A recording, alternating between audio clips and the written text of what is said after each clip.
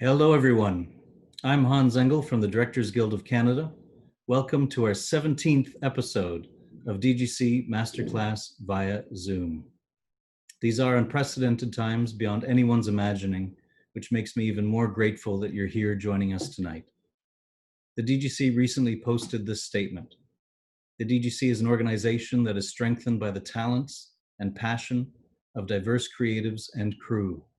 We stand together in solidarity with the Black community and all those who still face discrimination and hate to fight for a society free of systemic racism. Black Lives Matter.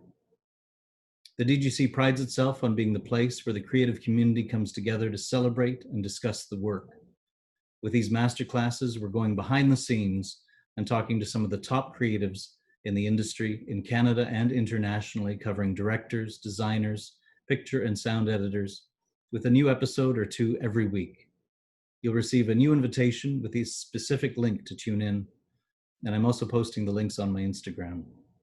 So far, we've had Emmy-winning director Jean-Marc Vallée, Emmy-winning editor Kelly Dixon, Oscar-winning designers David and Sandy Wasco, a special event with brilliant Indigenous filmmaker Jeff Barnaby, two-time Oscar-nominated doc filmmaker Firas Fayyad, two-time Oscar-winning sound editor Karen Baker-Landers, Oscar and Palme d'Or nominee Adam Agoyan, Oscar-nominated designers KK Barrett and Patrice Vermette, maverick filmmaker Bruce McDonald, Oscar-nominated director, writer, producer, and actor Sarah Polley, groundbreaking director Clement Virgo in conversation with Cameron Bailey of TIFF, history-making 2019 Academy Award-winning production designer Hannah Beekler, prolific director and actor Helen Shaver, Oscar-winning legendary Star Wars picture editor Paul Hirsch, and award-winning groundbreaking director Mina Shum. All those can be found on the DGC National and DGC Ontario YouTube channels. I'm very pleased to introduce tonight's guests. Our moderator is a graduate of the University of Toronto and the Canadian Film Centre's Directors Lab and Short Dramatic Film Program. She wrote and directed the indie feature Devotion and directed shorts Instant Dread, Dandelions, and Girls Who Say Yes. After receiving the WIFT and DGC Emerging Television Director Award, she directed many of Canada's top TV series, including Degrassi, nominated for a DGC Award for Best Family TV Series, and Kim's Convenience, nominated for the DGC's Outstanding Directorial Achievement in Comedy Series. Since then, she's directed numerous US productions, including Rain, Greenleaf, The Good Doctor, The Gifted, Roswell, New Mexico, The Resident, and multiple episodes of Nashville, Riverdale, All American, Empire, and Lock and Key. She recently completed an episode of How to Get Away with Murder in LA. Welcome, Dawn Wilkinson. There she is. Welcome, Hi, Dawn. everybody. Thanks for having me. Hi, my DGC community and filmmakers. Great to see you all. Good to have you. I'm honored to introduce tonight's featured guest.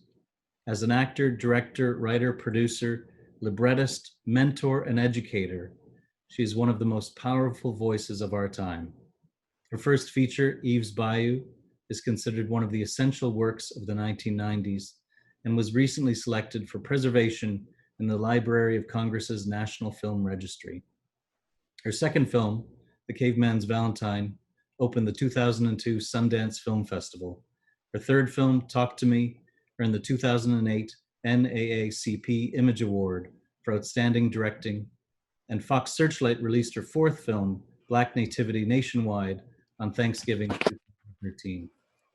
Her latest opus, Harriet, is a deeply resonant and powerful drama based on the life of American icon Harriet Tubman. Starring Cynthia Enviro in the titular role, Harriet earned 2 Oscar nominations, 2 Golden Globe nominations, and 10 NAACP award nominations. In addition to her directing on Harriet, she recently executive produced the Netflix limited series Self-Made, starring Octavia Spencer, and directed 2 episodes. As an actress, Lemmon appeared in such notable films as Jonathan Deme's Silence of the Lambs, John Woo's Hard Target, and Spike Lee's School Days. Her first libretto also premiered in 2019 in the opera Fire Shut Up in My Bones. He's Associate Arts Professor in the Graduate Film Department at New York University's Tisch School of the Arts and is currently in development for The Shadow King, a feature film based on the critically acclaimed novel by Maza Bengiste. From Cape Cod, welcome, Casey Lemmons. Hello. Hi, Casey. Great to have you here. Thank you for having me. A pleasure. Now, before I turn it over to Casey and Dawn, I'd like to point out to our viewers the Q&A button at the bottom of your screen. Feel free to send in questions throughout the masterclass by using that button and typing your questions into there. Dawn will try to get to as many questions as she possibly can, but know that she may not be able to get to all of them. That's it for me. Have a fantastic conversation. Casey and Dawn, over to you. Thank you. So Casey, I'm so thrilled to get to finally speak with you. I remember going to a theater and seeing Eve's Bayou and being completely blown away and feeling like, here's a movie that's speaking to me, and not just to me, but my desire to make films. I had only made like one short film, and when I saw Eve's Bayou, I thought it can be done. I'm not crazy to want to be a director. Can you talk about how you decided to make films and what inspired you to make Eve's Bayou? Yeah, first of all, it's great talking to you as well. I feel like Eve's Bayou is kind of answering a question that you asked in your first short film, you know, though that was specifically about being Canadian. It was really trying to bring a different Black experience and kind of riffing on my own Black experience, you know. But that's not the way it started out. It started out, I was writing short stories. It actually started out with an audition that I did. And the casting director said, instead of reading for me, why don't you tell me a story, maybe about your family? And I started talking about my aunt. I had a very eccentric aunt, my Aunt Muriel, and how she married a bunch of times. And she and my mother went to a fair one day, and a fortune teller told my aunt some things are better left unsaid. And, you know, so some of the crazy, kind of really colorful stuff in Eve's Bayou was based on actually, you know, real events and people. And my aunt, that was really the seed that started it. And then I wrote a series of short stories that all took place in this area. And then I kind of found the character of Louis Batiste to revolve the stories around. And so it was a big, long, unintentional process in a way. I was really experimenting with the type of prose almost, you know, with the use of language that was this, you know, it was the language of affection, but kind of a harsh language of affection when I was a kid, you know, like play games with me, I swear I'll slap you blind, but it had a poetry to me, you know? Yeah. And so that's what I was experimenting with that. And I was experimenting with if I could make the question more important than the answer. Like if I could have the film pose a question that I might not answer. Yeah. That had to do with the difference between, you know, what we call concrete and real and tangible, and the more metaphysical, you know, what that conversation is like, and cross boundaries between what's concrete and what's intangible, and also cross boundaries between adults and children. Yeah. And so I wrote this as, when I finally wrote it in script form, I thought, well, I'm writing this perfect role for myself, Moselle, you know, because I was acting, that was my, you know, bread and butter. And so I wrote the role of Moselle for me to play one day. I wasn't quite old enough to play it, I thought. And, but I thought one day this will be the role that I'm going to play, and I'll find a really smart director. And there was this idea, maybe one day I'll direct it myself, but that was a very vague idea. Okay. But it got the attention of, I gave it to my acting agent because I didn't know what else to do. He walked it down the hall to the literary department and gave it to a man named Frank Williger, who's still my agent. And, wow. and so Frank and I, Frank really was determined to get the film made, and we looked for directors, and they all said no. Wow. And we were looking for actors that have become directors, like famous actors that have become directors. And, you know, none of them wanted to do it. And I kind of woke up on my birthday after a scary meeting. I took a scary meeting where I realized that I had written something delicate and that it was going to be very easy to get it wrong. Right. And I woke up and it was my birthday, and it was like an epiphany. I sat up and I was like, I'm going to direct it. And Wow. yeah, and that's kind of how it started. I mean, I was very fortunate in that my agent and my producer did not fall off their chairs when I said that. And they said, okay, well, those little films you did in film school, you know, forget that. You need to direct a short on 35 with a real crew. And so then I directed Dr. Hugo, and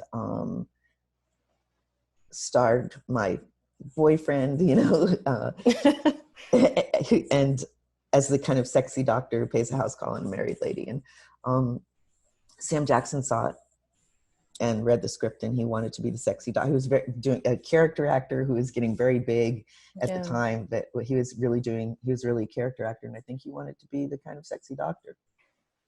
Well, so you made the short film knowing you wanted to make the feature, but you wanted to get some directing experience. Yeah, beyond the kind of shorts that I had done in film school. And what I knew that I wanted, I was going for an emotional kind of photography, and I knew the look I wanted. And I found a young woman who is at AFI Film School. I think she just graduated, named Amelia Vincent, and she shot the short. And then our producer, again, Kadi Chubb, was good enough to keep us together, though neither of us had made a feature. That's great. I mean, that's the kind of support that's so important especially when you're working on your first project, right? To get that, it's amazing. Is it, the other thing that struck me about Eve's Bayou, and maybe it seems like an obvious thing, but I see it in some of your other work as well, that the place is so important. Like the place, it's more than a location. It's the setting for the mood. And I'm curious in terms of, is that present with you in the writing process, or is there something about going into making the film, into the pre-production of the film, that you start to work on the visualizing? How do those images come to you? Yeah, definitely it starts in the writing process. It starts with it might start with my screensaver. So, you know, whatever I'm working on, I'll have something that inspires me. There's a painting that I had that was my inspiration for Harriet, for instance, that I had. It was my screensaver. But I'll start making a folder of images while I'm writing that are inspiring images, you know. Yeah, because I just because you mentioned Harriet, when she walks across the Pennsylvania border, that moment was like, it was so moving and so beautiful, and it said so much, you know, about her emotional experience in that moment. And I just thought, you know, this is it. There's a story there, but yeah, thank you. I thought, well, can you tell us that story? Yeah, you know, you get to like a part of your movie when you're doing very hard films, and all my films have been really hard. Filmmaking is hard, right? As we all know, right? But there's always a part where, you know, it's like 3-4 weeks in, and maybe the crew is a little bit like they're getting really tired, and the lead actors are getting tired, and we're in the woods a lot, and at night a lot, and it's raining a lot, and it's wet and cold. And this day, of course, as a director with a strong sense of place, I knew where this was going to take place. I knew what I wanted. And we had parked the crane there, you know, and, but we woke up that morning and it was pouring rain, which had not been forecast. And it rained all day, on and off. And it was just the ugliest, most, you know, depressing sky. And the mood of the crew starts to tank. We start falling behind.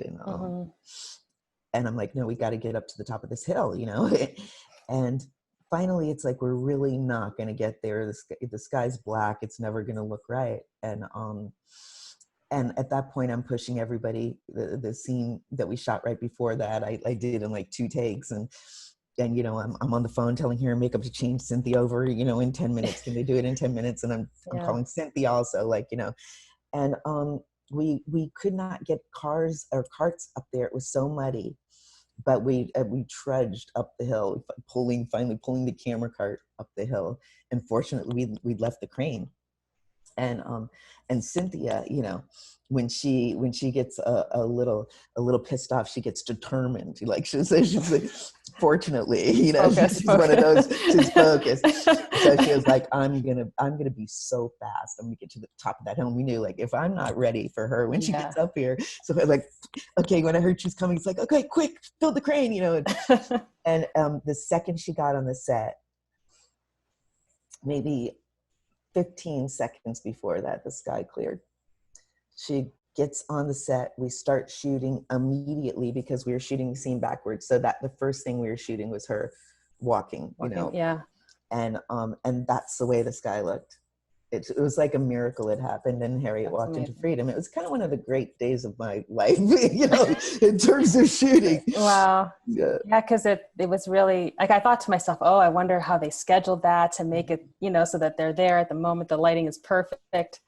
And yeah, we knew we had to, there, you know, there are a lot of things. We were shooting sunset for sunrise, you know, as one does, you know. Yeah. And so we knew we had 20 minutes and that we had to get the light perfect, and we hadn't counted on the rain. Of course, John Toll and I had scouted it, and we knew the direction of the sun, and we knew it was going to be great.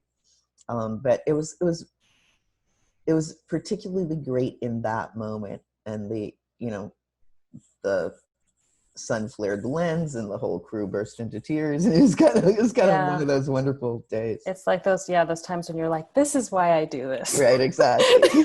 This is the reason. This is how you've consistently gotten so many phenomenal performances, like Cynthia's being one of the great examples.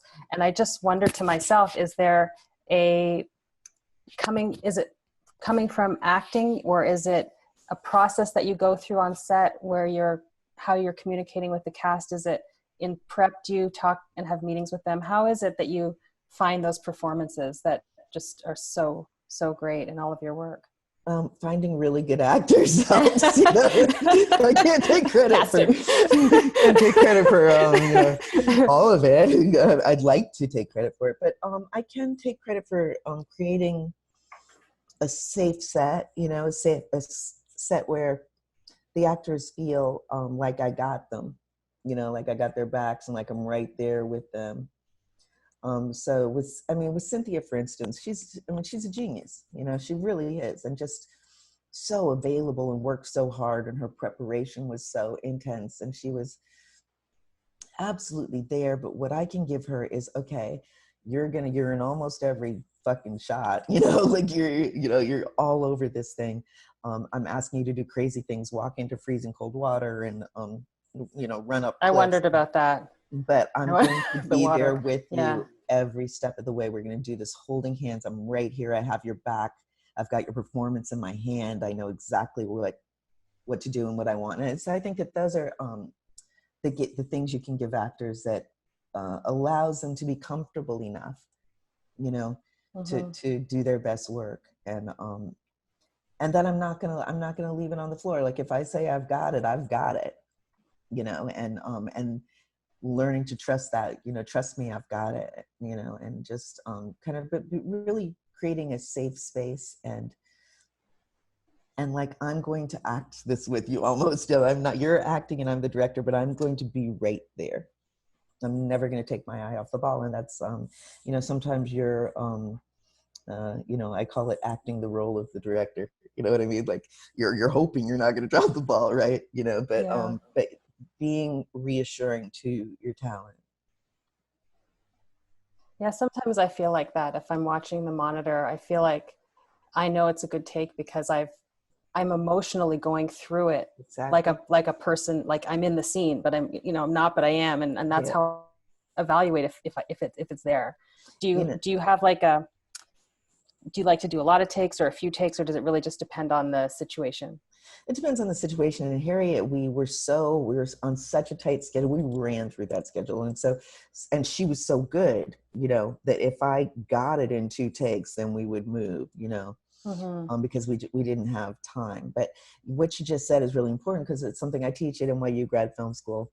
And what I tell my students is don't leave until the hairs stand up on the back of your neck. Like if you're not having a physical reaction. A physical reaction. Yeah, that's right. That's what it is. Then don't leave the scene. You got to stay until you feel something.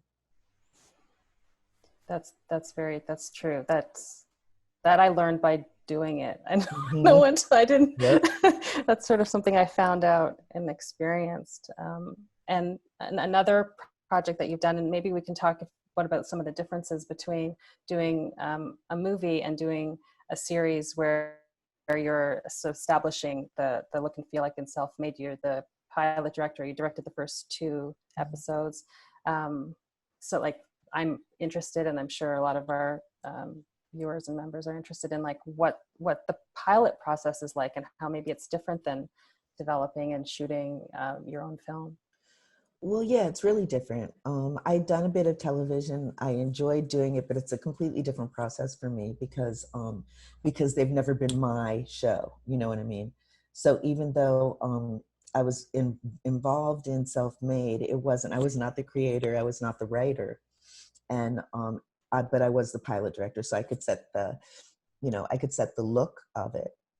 But it was what the creator and the showrunners wanted it to be, and part of my job is to try and enter somebody else's vision and fulfill that vision. So you having done episodics, and if I go on and I'm doing Luke Cage, right? I'm not trying to reinvent the wheel. I'm trying to really do Luke Cage. Or I've worked for friends of mine. I did Gina Prince Bythewood and Reggie Rock Bythewood's Shots Fired, and I just tried to get on board with their vision. So Self-Made was like that. It really was. I was trying to fulfill the creator's vision. She's a friend of mine, and so it's fun in a different way. Than it being your baby, which my films have been like. They're like my baby, and it's you get to be kind of queen, which is cool, but it's stressful in a different way, and the collaborations are even different because I love to collaborate, and I love the collaboration involved in directing. It's not like you do it yourself as a director, but the pressure and the weight of it is different, you know what I mean? Because it's your vision. So now you are bringing your collaborators into your vision and kind of assuring them that, that what you want, and that, we're in this together. Yeah. We have a question here from Andrew Chu. This is an industry that tends to pigeonhole people and what they're allowed to do. What steps did you make the transition from being in front of the camera to behind the camera? Maybe just about the being pigeonholed. Like, did you ever feel like people were like, you're an actor, not a director, or now you're a director, you're not an actor? Like, did you ever, or you're a writer? No, I think it was because of my writing, because of my writing, and I had a very specific voice, particularly in my first script. Just nobody had seen anything like Eve's Bayou. I mean, people wanted to meet me as a writer.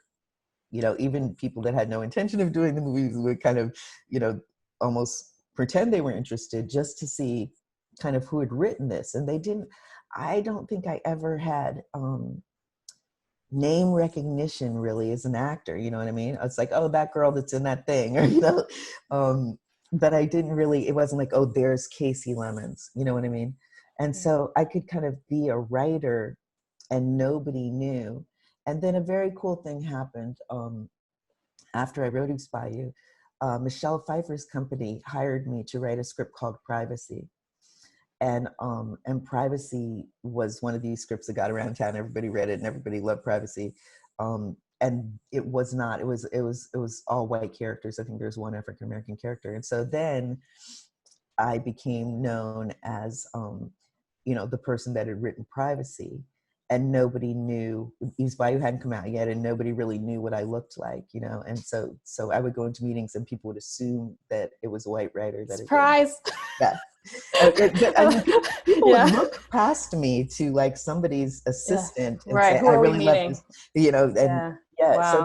So but it was cool, you know what I mean? Because now I had a writing sample, I had my kind of Southern voice, with Eve's Bayou, and then something completely different. And so my writing career brought me along for the ride. And many times I've written my way into the director's chair. You know, I haven't necessarily been on the list, but it's because of my writing. There's some movies that you've done though that like Talk to Me. That's like some movies that you've done that you haven't written. So I'm just curious how you got involved in those projects, if it was how that worked. I mean, you probably know this, and a lot of the directors that are here with us. Yeah, I wrote 17 drafts of Talk to Me. You know what I mean? So even though I'm not a credited writer, that is absolutely appropriate because the script was essentially what those writers had written. You know. But I wrote on it enough to you know, totally feel the vibe and to consider myself in the writing process, you know what I mean? And so I never have done a script that I didn't do a lot of writing on, even when it wasn't credited, or even when like I say, it's not that I deserved credit necessarily. It's that, but that part of it, touching it and shaping it, and putting it into even putting it into my shots, or the way I see scenes unfold, becomes a huge part of my process. But I write for a living, honestly, and for many years that's the way I made a living. And so I've written about 45 screenplays, maybe more, I've lost count. But because of, obviously, I came into the industry being a Black woman at a time when that wasn't you know, as popular as it is now. And so my point of view, you know, people would be interested in it and want to develop it, but ultimately they didn't want to make Black dramas, you know? Yeah, I was going to ask you about that, like the changes that you've seen in terms of the Black content and directors being, you know, accepted and celebrated in Black stories. And, oh yeah, it's tremendous. You know, it's just, things have changed quite a bit. And like, what are your thoughts on it? Like, do you think, like we have far to go, or, you know, I think it's great, okay, because right now what I'm telling my students, you know, who look like us, you know, or have any kind of diversity, it's like the world is waiting for you right now. Like this is, you know, you're the voice that everyone wants to hear, you know. And so, you know, get it together and like go out and go right. Step right. Get it done. And get it done. And reminding them also of gently of the reality, which is that of the working directors having shot studio movies in the past 13 years, less than 1% of all directors were underrepresented women, not Black women, the whole category of underrepresented, with whatever that means, we're less than 1%. So, you know, yeah, we've got a long way to go when 10.8% of the movies are directed by women, and women are half of all people. You know, I mean, we got a long way to go. So, so I'm very, very encouraged by what's happening, and the awareness and the desire that I'm seeing to really, you know, really to reach out and try and find all kinds of diverse filmmakers, and there being excitement behind that, and the excitement behind the work, and how well the movies are doing, you know. But I still think we have a long way to go. Yeah, I remember earlier on in my career developing a feature and having someone tell me, "Oh, you're not a star director. You're not a star director. You know, it's not going to happen." And I remember thinking, well, maybe what I need to do is have people see me as a director. Like that became, you know, where at one time I was so focused on specific stories. Like I want to tell this specific story. Yeah. But I reached a moment where I was like, I need to make the question of me being a director not a question anymore. Right. Even I had developed and I had written a TV series and I had an option on it. And our conversation around that was, even though I had done short films, they were like, well, I don't know if she's going to get to direct an episode because she's not a director. And I thought, I want to stop this conversation about not being a director. And I felt that at that time too, part of the obstacle was being perceived as a director, you know, that at that time I felt I didn't fit the perception of what a director is, and they had one. So I dare to say you changed that perception. so right on.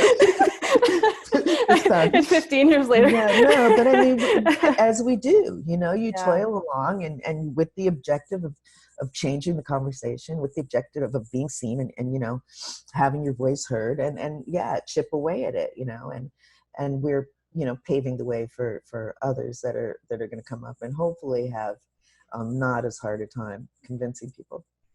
Yeah, well, I think that's why I'm so happy to see so much change and even just see Black girl characters and women in streaming shows on television.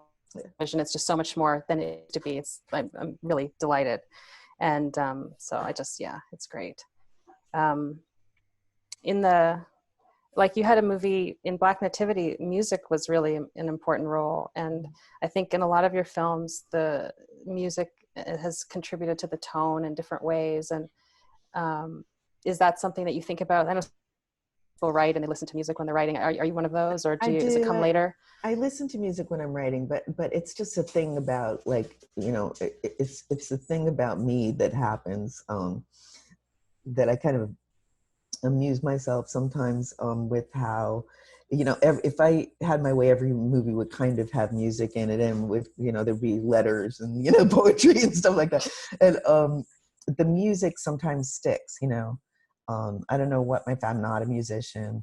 I can kind of carry a tune, but, you know, I have a very strong relationship with music, and I just kind of, you know, I wrote my first libretto, and that was really satisfying because it was kind of a bucket list of mine, you know, to write librettos, you know, and so I've always felt a very strong pull of music and wanted to bring music. You know, movies are full of music, but to really kind of enjoy the process of having music in movies, yeah. Mm-hmm.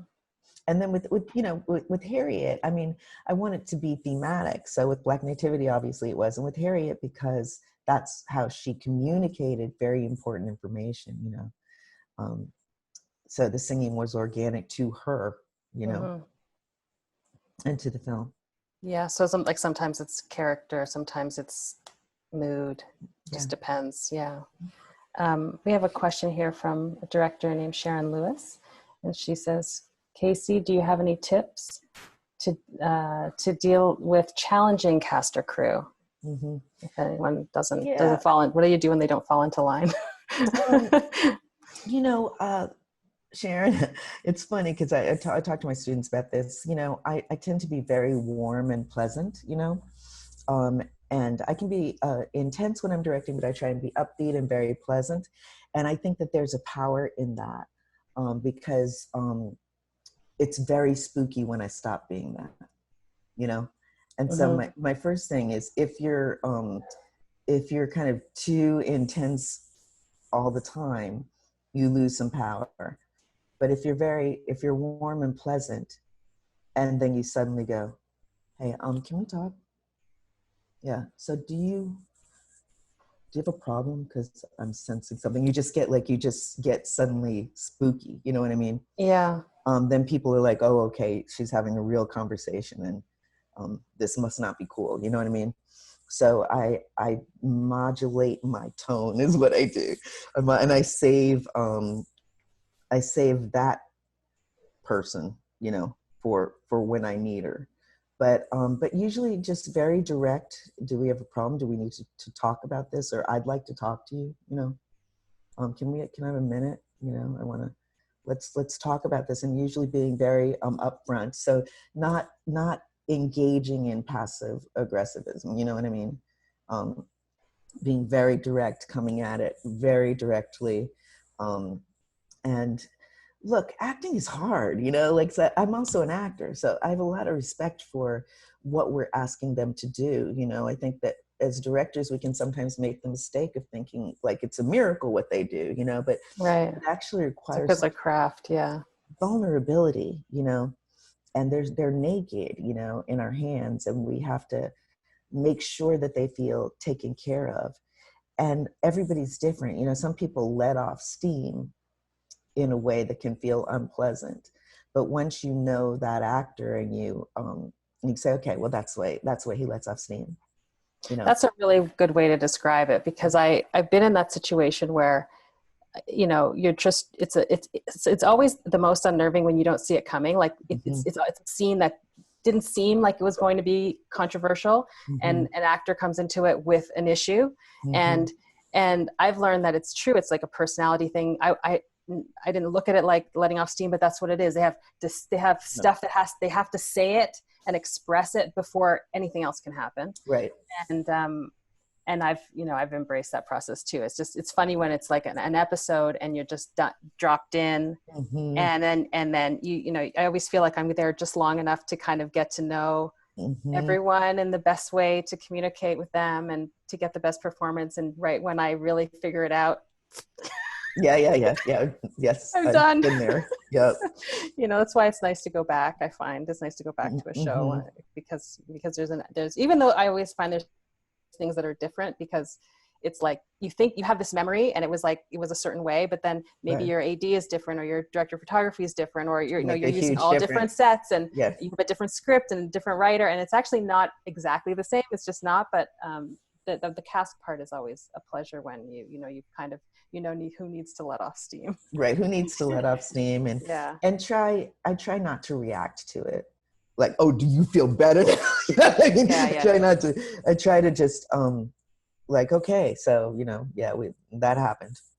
So now let's move on, and, you know, and I try to have private conversations, you know, that are not loud enough for everyone to hear, you know, if I need to have conversations. But I do find, I find episodic tricky that way, you know, because it's different than when you kind of bring a group of actors along, you know, with your vision and your passion for a project, and, you know, you've talked to them in a certain way and they've been around since the beginning and you've rehearsed, you know.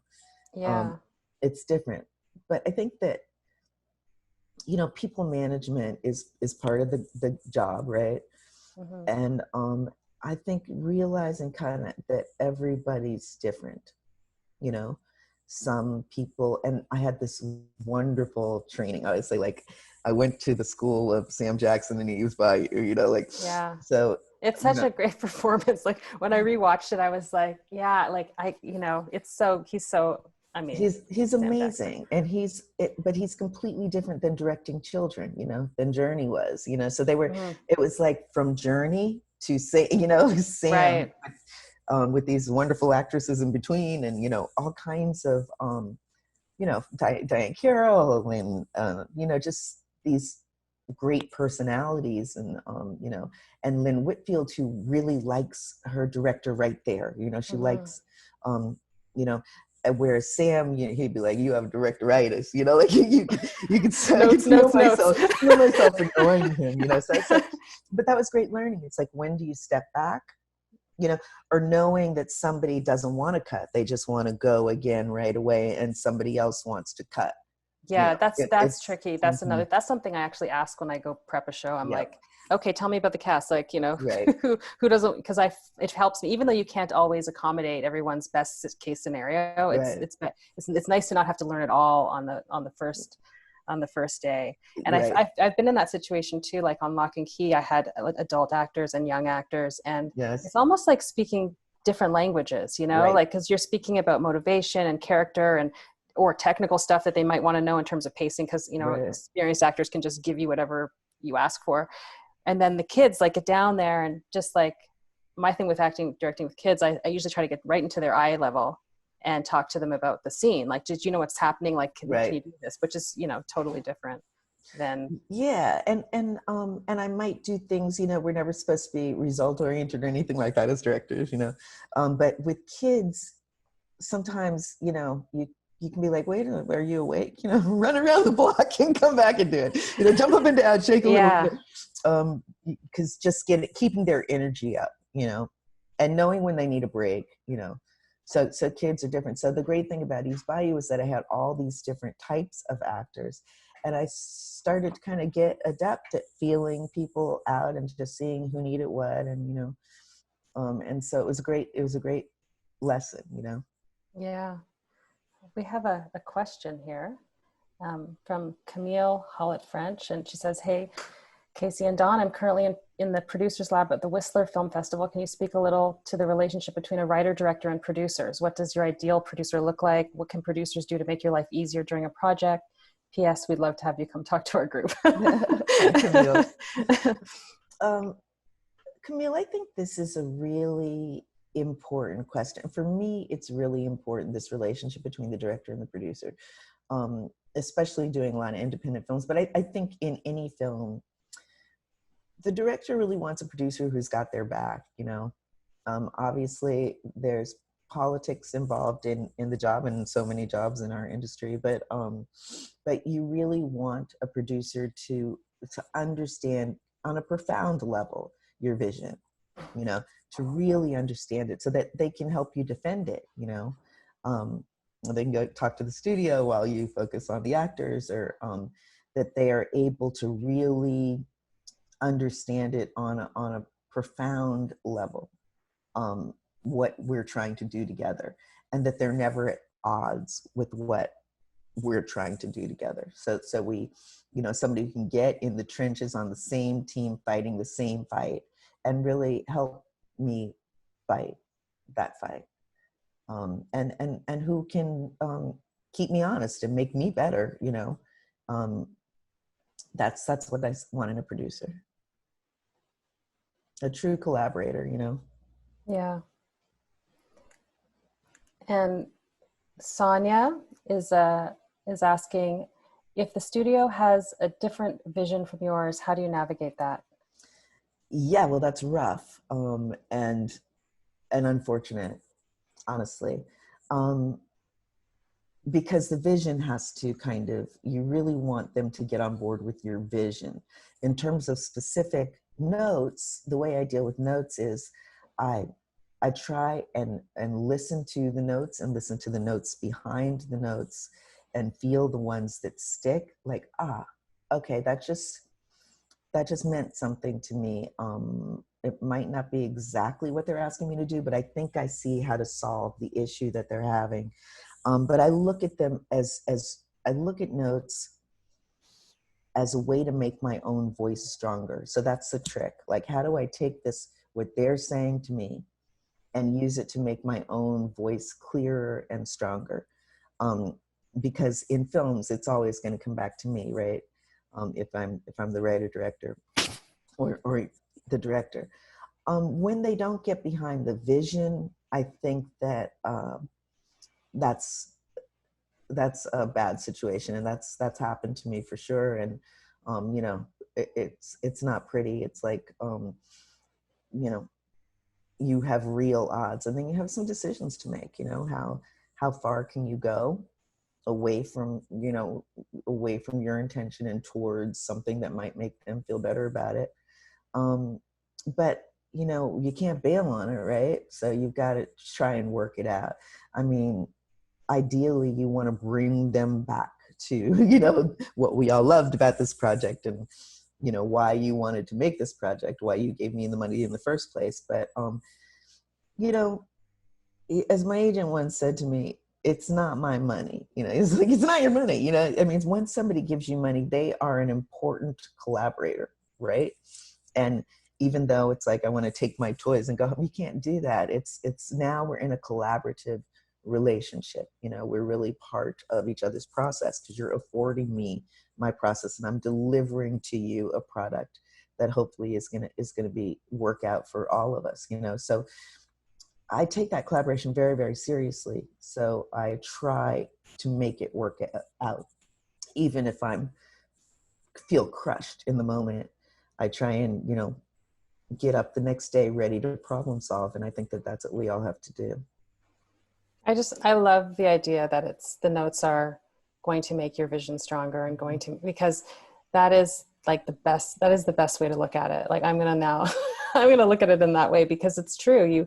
You have it in your mind, the story that you want to tell, and in the writing process, some things are they're not, they're implied, Right. right? They're implied in a way, and maybe in your mind they're more clear, and especially when you know you're directing it, Right. how you're going to direct it, but the reader needs access to that. So Right. that's a really Exactly. positive way of looking at it.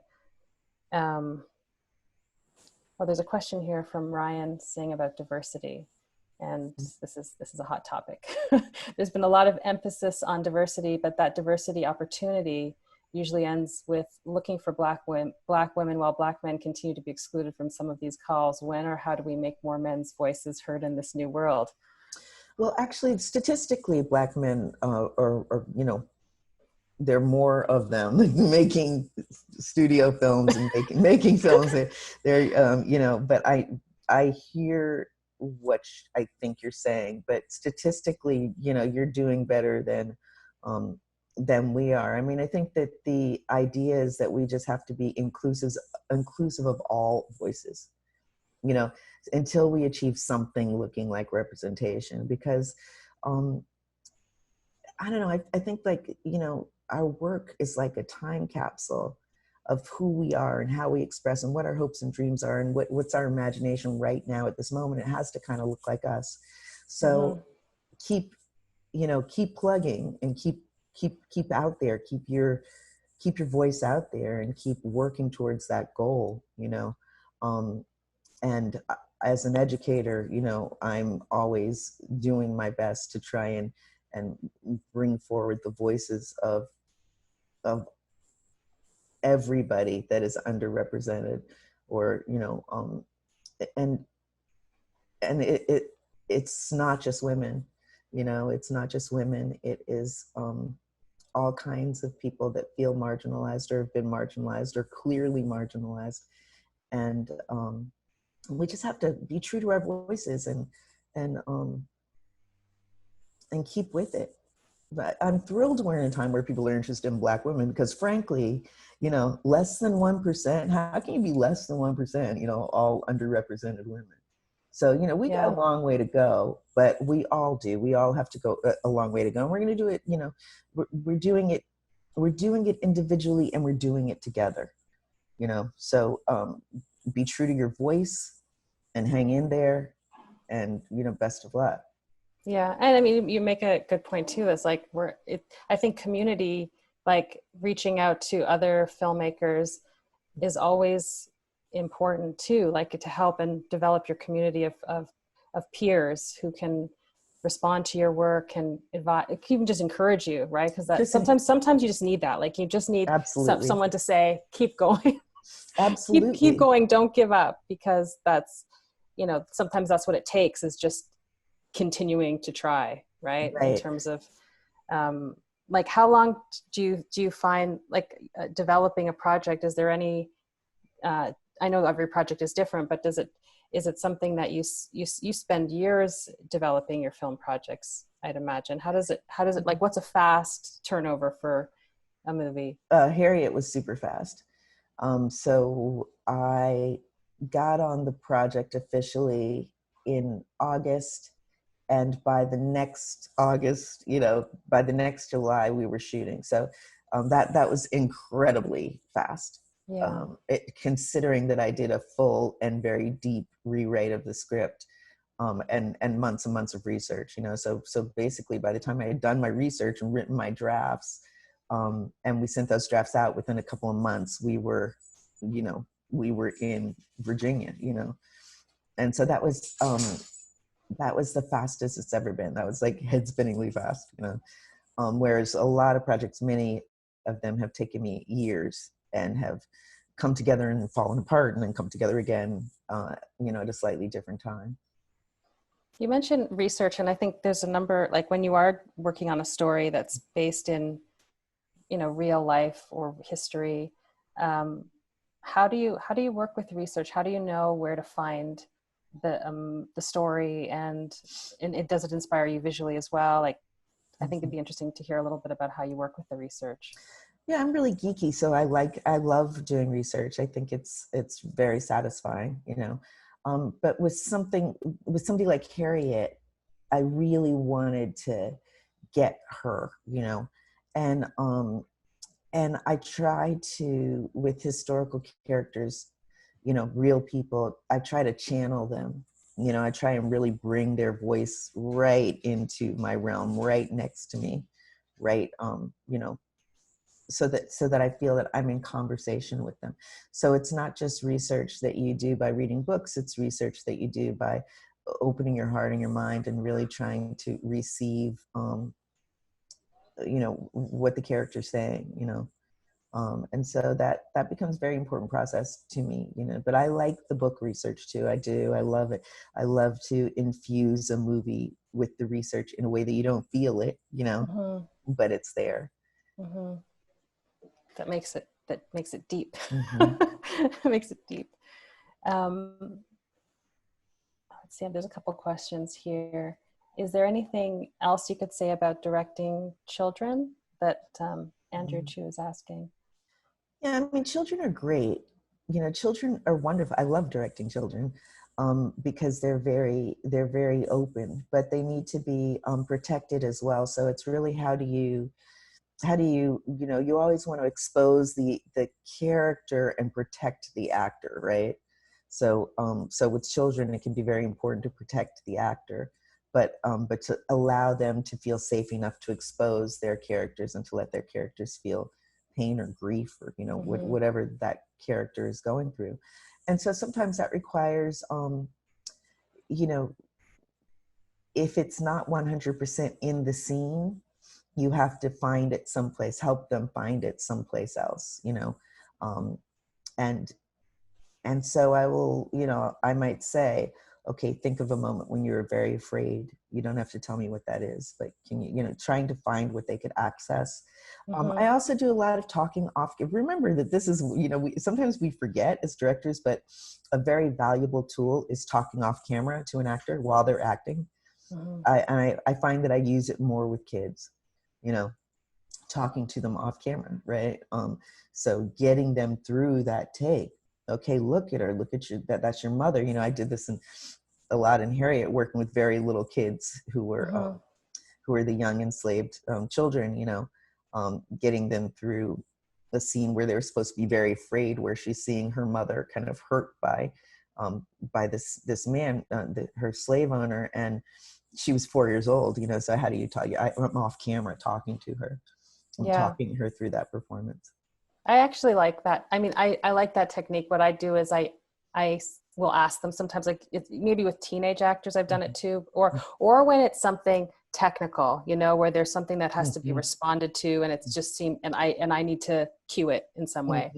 But I'm aware that it can be unnerving to some actors, where it's like, stop shouting at me from the monitor or talking to. So it's fun, but I like to do it because then it's like when I said I feel like I'm part of the scene. It's another way of like, you're as a director, you're a participant in that scene. I'll tell you a trick though. I never do it from the monitor. So I'll get right next to the camera or just off camera. So that I can speak softly to them. Right. So I get as close as I can to their ear, and then I'll talk to them. I almost never do it at the monitor because I do find that actors can find that unnerving. Yeah.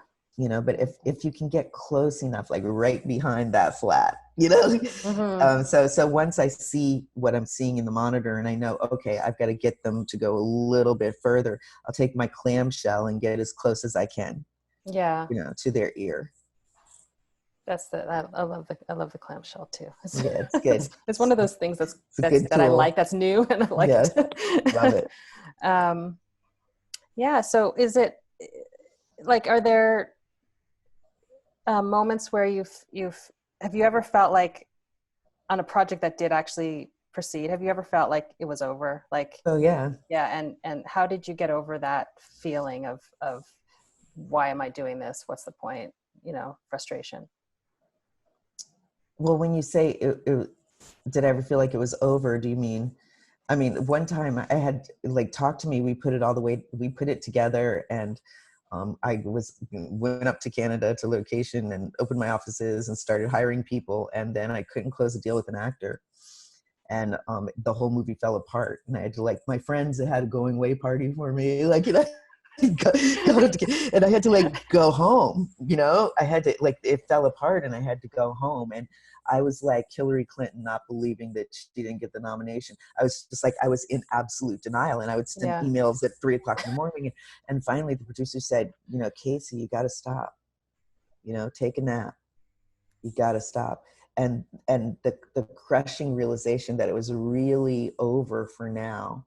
And I wasn't going to go hop on a plane and go back and be able to magically pull it back together, you know, was, it was a crushing, you know, absolutely crushing reality. But I got to tell you, 6 months later, we put it together, and I can't imagine it any other way.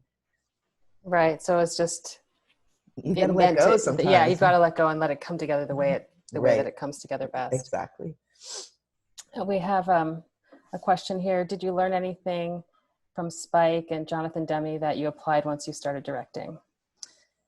Yeah, you know, in a weird way, though I had been to film school by the time I really started my, you know, working a lot in movies as an actor, I was always so nervous about just being like present, like hitting my marks and saying my lines and doing what I do.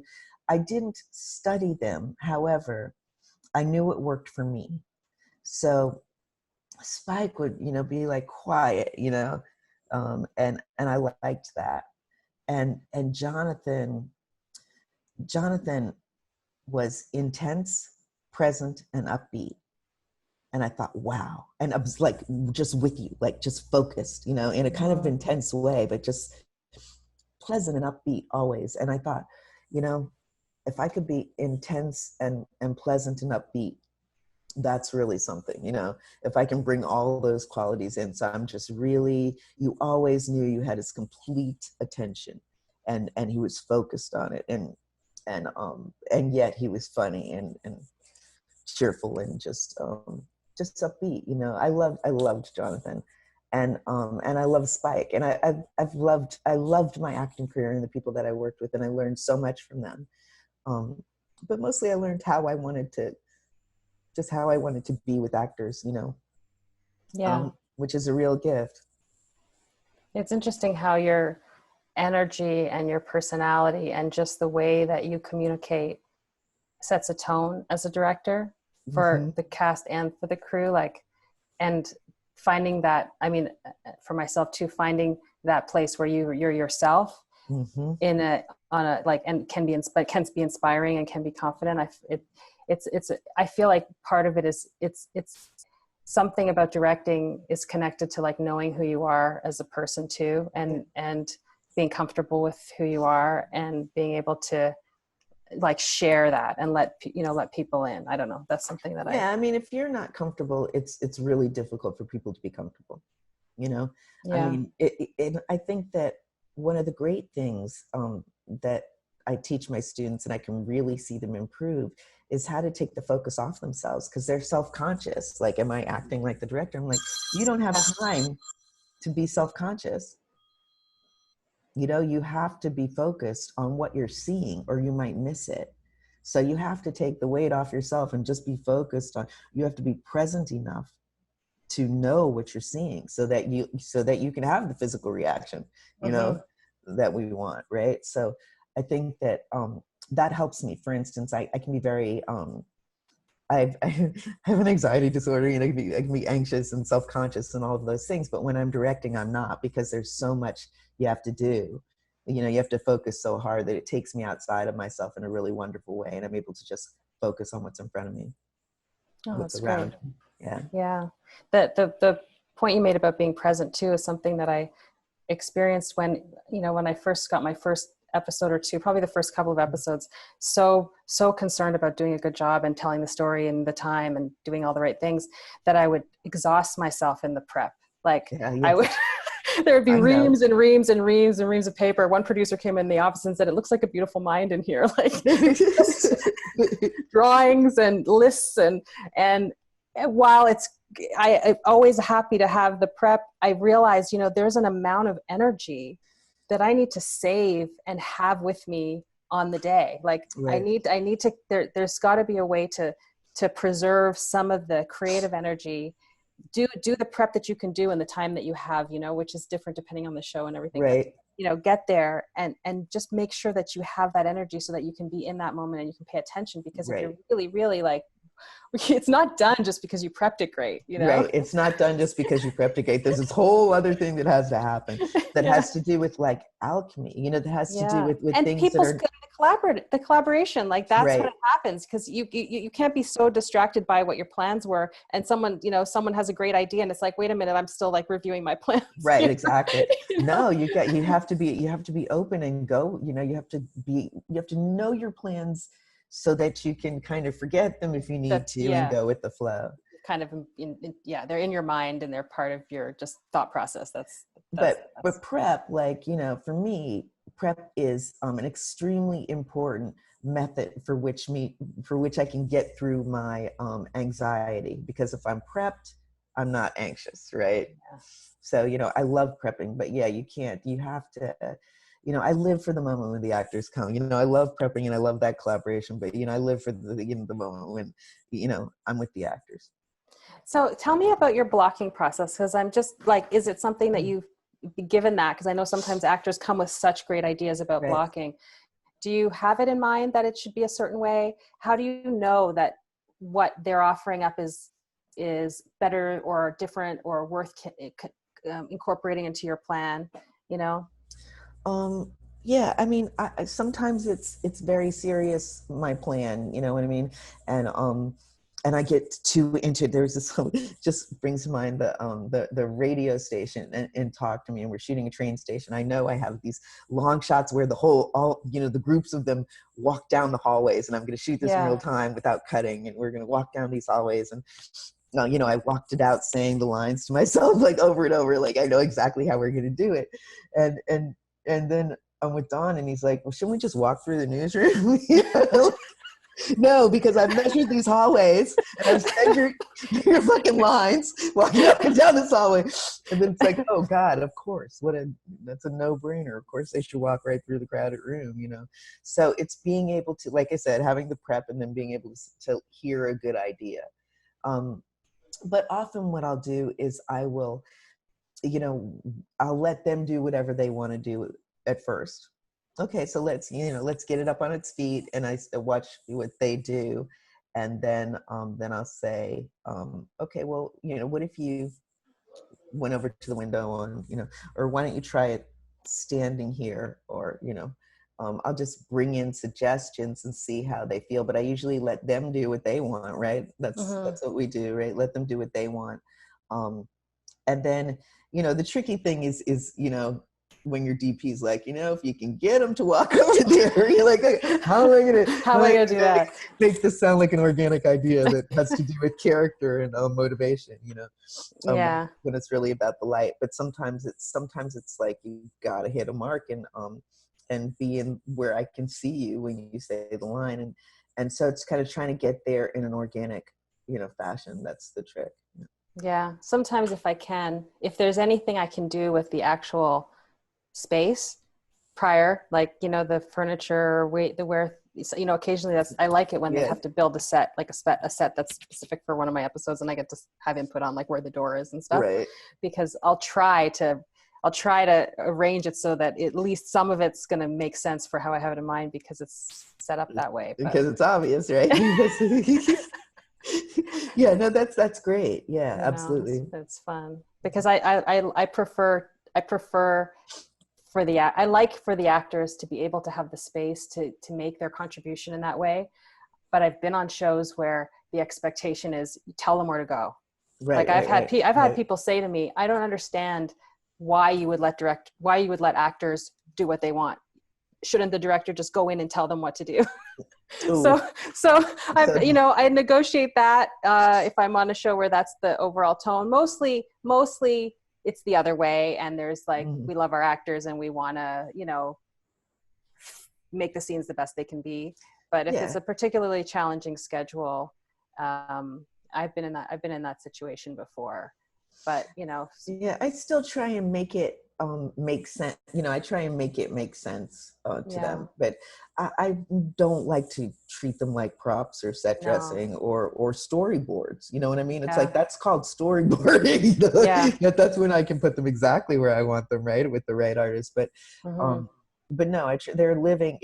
And not just are they living people. It's a living thing. It's a living thing. It's a living thing that we're participating in, you know, that requires everybody together. That's why I call it almost like alchemy. It's like, you know, these different elements that you put together, you know, and then it has a life of its own, and it's a living, breathing, and every take is another living, breathing thing. And so I do try and be alive with it, and not just set in, you know, you got to walk this way and hit that mark and turn this way, you know.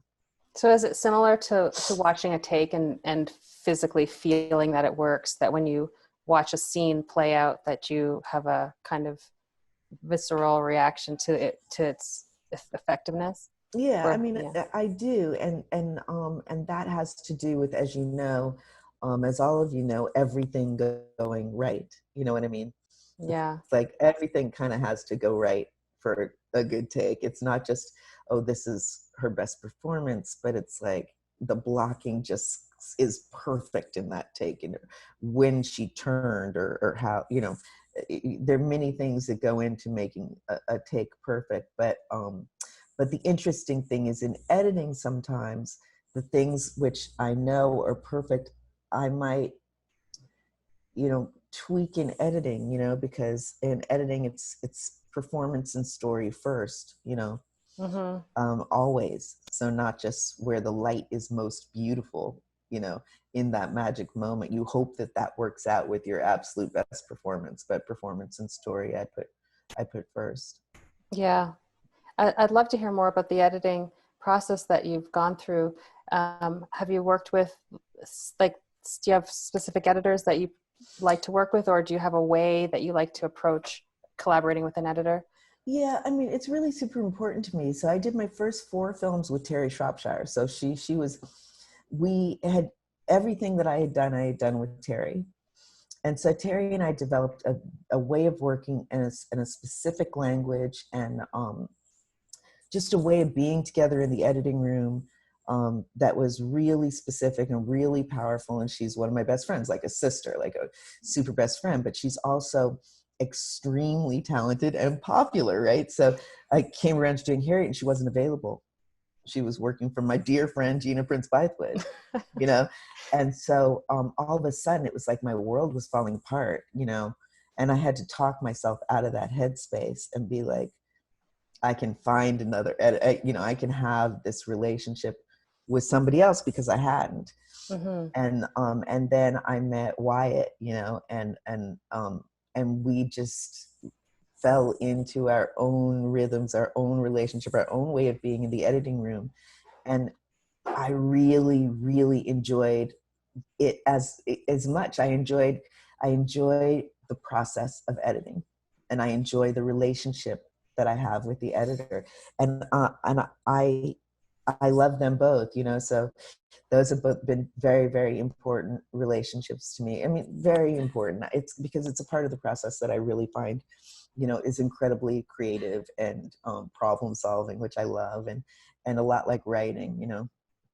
Yeah. Is it, would you say, have you ever, I guess because of the episodic experiences I've had, the length is always like something that I'm aware of, you know, am I going to have to take out, how much time am I going to have to Right. take out? With your films, do you look at it in that way, or is it really more just for pacing that you would, you know, or is it that for the content, like you found something just didn't need to be there? Like, tell me how you select taking things out. And Yeah, it's often about the length, you know. So it's often about the length. It's like, okay, you know, my director's cut might be 2 hours and 34 minutes, but you know, you know, sometimes you'll get an edict like it's not going to be over 2:10, you know, and or less, you know, or an hour and 50 minutes, you know, and you just have to kind of whittle it down. But editing is the process of whittling down. It's part of what's built into it. It's like, how can I make this as succinct as possible? How can in some ways, how can I do less? How can I bring this in and hone it? And if something's not well honed, it feels flaccid to me, when I'm watching movies. I can tell, sometimes I can tell if the director had director's cut, because though I long for it, and I want it, sometimes I can feel it getting a little flaccid or indulgent, and so it's like, how do you get it to be the most effective in the tightest form? Because that will generate the kind of the best experience in viewing it. And sometimes you want something to feel languid, but still taut, Well, yeah, I mean, I think you've done that lots of times where there's like this great poetry to the cut where it's not that it's not loose, it's happening, but there's a rhythm to it, and and there's a smoothness to it and a poetry to it. I think you do that really, really nicely in a couple of your films. So yeah, I always tell my students, you don't want to lose the torque, you want to keep it torqued. So, you don't want it to get flabby. Yeah. I have a question here for both directors. Prep on series is quite short. What is your process of getting everything you need? Maybe you could talk about your episodes, Shots Fired and Luke Cage, if there was anything special about the prep or how you got your head around it all. Well, I definitely want to hear you talk about it, but yeah, it's tricky for me because it's so different than features. But it's really like you said, what's the most amount of information I can get, and also, and what's the most amount of information I can give, and how can I inform this? How free am I to inform this? And so some of it's feeling it out and knowing what's complicated for me, or what the studio might need to see in storyboards, or what I might need to see in storyboards. If it's complicated for me, usually I try and really carefully storyboard sections of the film so that I understand them, and really try and get into the characters' heads, which of course is much easier if I've written drafts of a script than it is coming on to an episode. But what makes this character tick, just like you examine any character, what makes this character tick, and do I know it well enough that I can help shape this scene between these two actors, and so some of it's trying to learn the show, and then some of it's prepping my show, you know what I mean? Carefully I prep and as get as much done as I possibly can in the time allotted, which is never enough. Never, it's not even close to enough. But can I ask you, how do you manage that? Well, I'm thinking, one show that comes to mind, when I did an episode of Riverdale, and it was my third episode of that show, and so I had the advantage of having been involved in season 1, season 2, and having watched all the work, all the episodes up until my episode. So I knew the show and I knew the cast and a lot of the writers.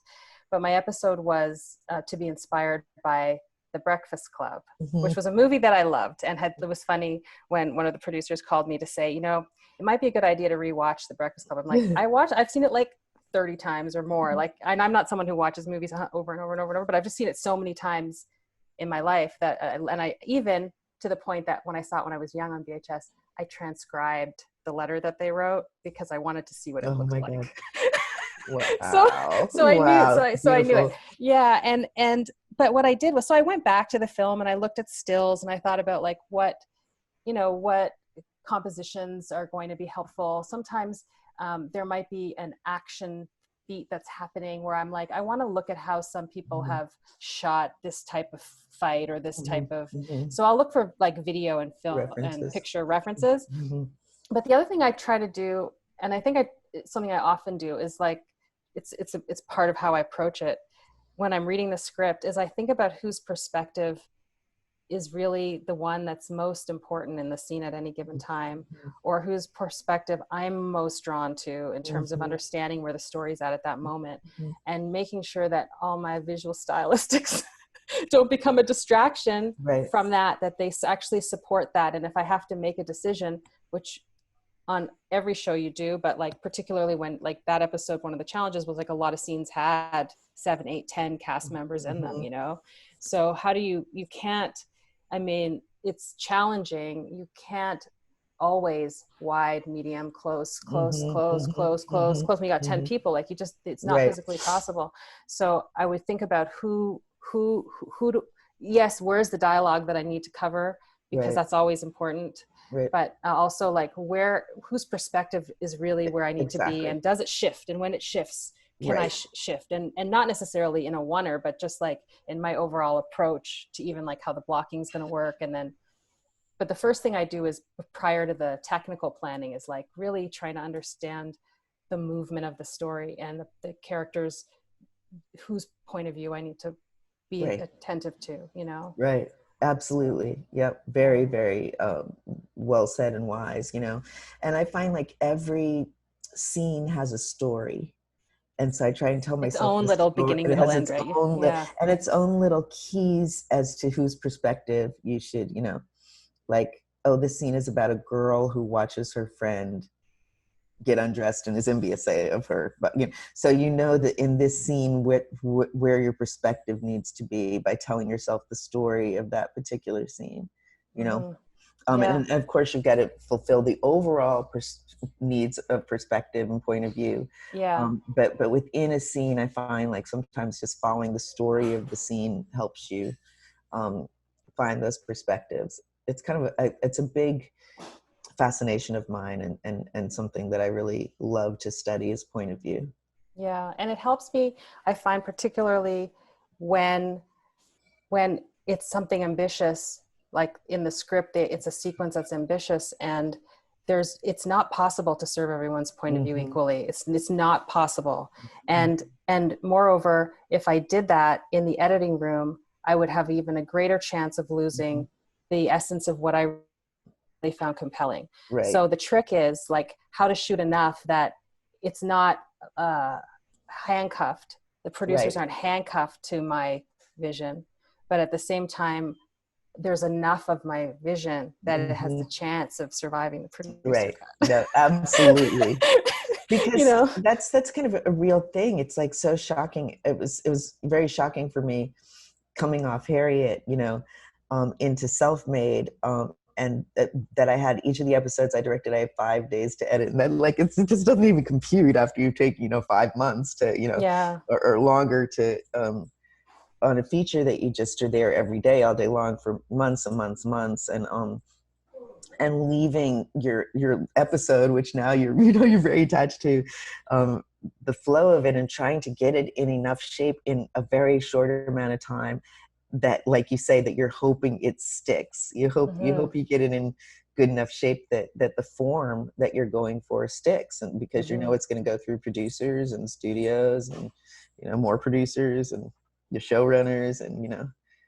So sometimes I'll pitch ideas in the earlier, like the earlier stage, in the beginning of prep or somewhere. Once I figure it out, I'll say like, I think I would like to, you know, run this scene as a choreographed shot with a lot of, you know, without a lot of cuts, and I kind of read the room, like if it's like, well, you know, I'm in that moment, I'm going to decide how committed I am to showing them that what my way is the right way, or taking the vibe of like, you know, based on all my other issues and things I would like to accomplish with this episode, is this the thing for me to get stuck on? You know what I mean? Like that's something that I try to do. And I do commit to the ones that I really like. I think about it all different ways, and I try to, you know, find another, but when I'm really, you know, convinced that this is the right way, especially with my knowledge of the show, then I'll go for it.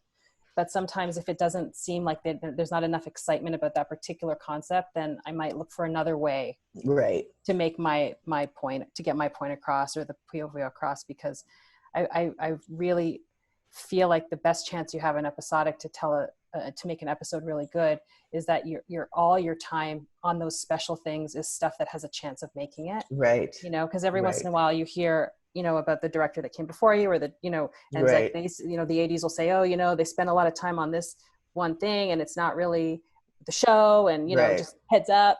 Right. Heads up, like, don't do that. And so, you know, I'll investigate it. I don't just take like one person's opinion on it, but like often that's the collaborative part I find in TV too, is like they are resources that the Right. team that you're working with. And, you know, you can gain so much from like the conversations with your department heads in prep, because there's things that, especially when on a long running show, like maybe not in a season one, but in a long running show, they're such assets, because Yeah. you're going to, you know, have so much to offer. Yeah. They know what's working and what yeah. And they know like, They've oh, the seen people get showrunner stuck. really has an issue with this one thing. Like they Right. don't like this one thing. And it's like, okay, so, you know, Yeah. there's one more question here.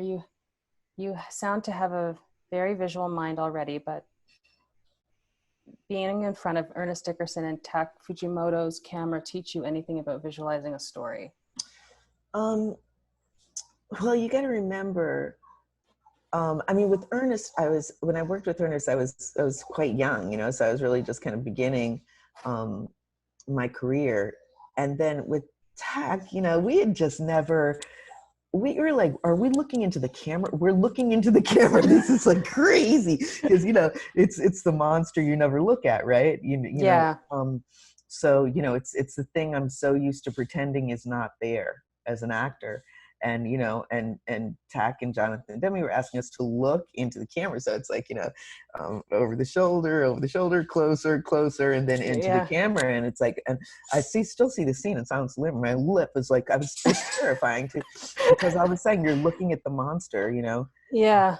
And pretending it's the person you're talking to. And I, now of course you see it in movies quite a bit. But at that time, that was very, very innovative when we did Silence of the Lambs, to have characters look at the camera. And extremely scary. So I think I was like, oh my God, these guys, like, this is either going to be brilliant or horrible, you know, like, and it was it must be scary not to know, you know. Yeah. Like as an actor, you have to just go for it. Go for it. Yeah. Oh, that's wonderful. So I don't know, any other thoughts about like where we're at in terms of this moment? Like there's a lot of you know, conversation about Hollywood becoming even more, you know, more inclusive, and all the Black Lives Matter and changes that we'd like to see. What are your thoughts on you know, this moment, you know? Well, I mean, I'm a deeply optimistic person, which is kind of, you know, it becomes a little bit of a joke with people that I know, but you know, it's the way as a Black woman I've stayed in business, you know, for this long, and as directors, you know, we gotta be optimistic, right? Yeah. If we didn't have the ability to believe against all evidence that something was going to happen, that we could will something into being, we wouldn't have careers, right?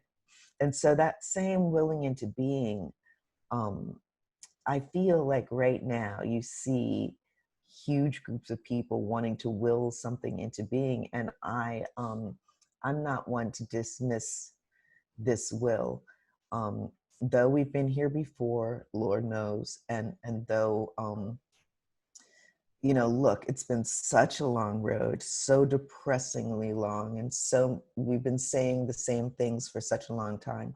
I do feel this will right now that is tremendous. And, you know, it's always been tremendous and it's always been powerful, but I feel, I do feel this one's different, but then I'm a very optimistic person. So we'll see, but I do know that Hollywood is changing. I think it's changing. I think it's going to stick this time, because for one thing, our perspectives make money. You know, we're seeing that different perspectives make money, and that people are interested in these stories. And there's value. There's the value there. I think that we've been through an incredibly tough time these past 4 years, and I think that we might be ready. We might be ready for change. But like I said, I've thought this before, so I'm hopeful. I'm very, very hopeful.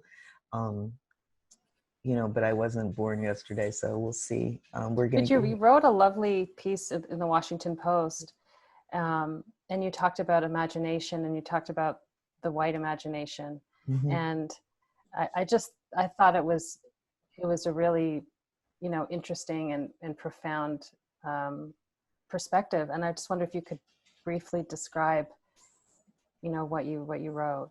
Well, empathy, I've always looked at film as very, it's such an empathetic art form because you're really taking people on a journey that they might not have to go on, right? To get next to this character and experience things through their point of view, and really, travel in space and time, and be able to visit different cultures, and really you visit a different culture as if you were part of it, and really seeing something through a character's eyes. It feels very heroic to me, this act of empathy that you're asking the audience to engage in.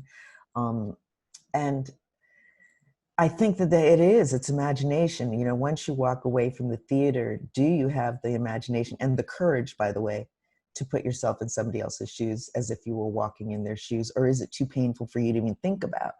Mm-hmm. And I think that for many white Americans, it's too painful to even think about what that experience is like, And so, so there's resistance towards empathy, because if you ask yourself, if you muster up the courage, the imagination, and the empathy to put yourself in somebody else's shoes, you have to ask yourself, what would I do?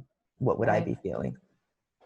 What would I want to burn down, right? Yeah. But, you know what I mean? You have Yeah. you have to deal with your rage, the rage that we must be feeling. And I think that that's very intimidating, because because I don't know, I've had friends ask me, don't you just want to, how do you deal with your rage? Because they begin to imagine, what it would be like. But I think that I think it's everything. I think empathy is everything. And being able to try and imagine yourself as somebody else, and to put yourself in somebody else's shoes, and to begin to imagine, because we can't walk their road, but we can use our imagination to create empathy, and we can use our art to create empathy.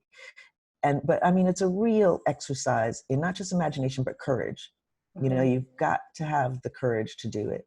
If you try and live an easy life, then of course white privilege is much more comfortable than imagining what anything else would be. Why would you want to imagine anything but white privilege? Well, it was hard to even draw attention to what it was for so long because of that very thing. Like, exactly. I remember when I was in women's studies 20 years ago, like we talked about white privilege, it was a theoretical concept. Yes, right. Like now it's something that's actually, part of the conversation. But I think empathy is the thing that, it is the absolute power of what visual storytelling and filmmaking can do, right? Because you have the ability to see the world through someone else's eyes, which there's no other way to do that. Like that's what the director's, ultimate ability it is. So it's I don't know. Power. It's our superpower. Yeah, absolutely. So it's something that I just, I felt that in that article you articulated it in a way that I had often felt it, but I'd never really thought of it in those words. So thank you for that. And thank for you. all of your work and all of the inspiration you've offered. So it's just wonderful. I've just so enjoyed speaking with you. Thank you for your work. I'm so proud of you, and I'm just really happy to know you. And hey man, we're doing this thing, and I love to see a strong Black women doing this thing, and all of us. I mean, I'm really looking forward to and enjoying and looking forward to participating in and helping to foster this new growth and this new diversity and the next page that we're turning. Yeah. Well, thank you. Thank you. Thank you. It's so great being with you. Thank you. Really enjoyed it. Here's Hans. It's Hans. Thank you guys so much. I mean, that was thrilling, candid, open. I mean, what an honor. Truly, what an honor to hear the two of you having that conversation. Fantastic. Thank you. Thank you so much. Thank you so Thank much. you. To those watching, please join us next Tuesday night for a masterclass with a Newfoundland special edition masterclass featuring award-winning DGC director Christian Sparks in conversation about his new film Hammer with actor-producer Alan Hocko. And on Thursday night, legendary DGC production designer of mega films, Spider-Man and Planet of the Apes, among others, Claude Perret. It continues to be a great ride, and we hope it's providing some relief, entertainment, and certainly tonight, no doubt, inspiration in these incredibly challenging times. Be safe, be well, have a great night. Casey and Dawn, I can't express my appreciation enough. Thank you so much for spending this time with us. Thank you for having you. us. Thank Yes. you. Thank you for introducing us. Thank you. Yes. Dawn. Thank you so much. Keep it going. All right. Bye-bye. Bye-bye. Okay. Bye. Bye, everybody.